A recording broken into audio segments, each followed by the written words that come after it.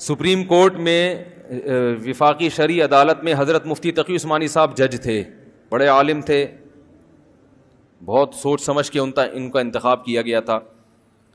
تو جنرل مشرف نے کیا کیا, جج بدل دیا, اپنی مرضی کا جج لے آیا, کیونکہ انہوں نے سود کے خلاف فیصلہ سنا دیا تھا.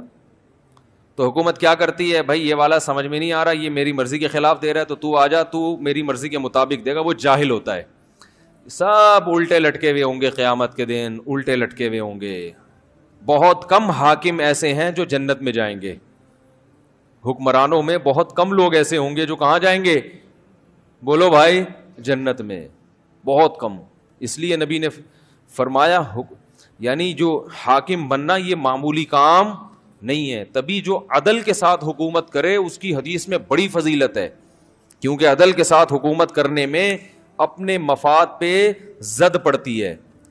ہوتے ہیں عادل حکمران بھی ہوتے ہیں, لیکن بہت کم, اسلامی تاریخ میں بھی بہت کم پیدا ہوئے ہیں. تو جب حکومت آتی ہے تو پھر تقویٰ ایک طرف, تو المیہ ہے, بس اللہ ہی جانے کیا ہوگا.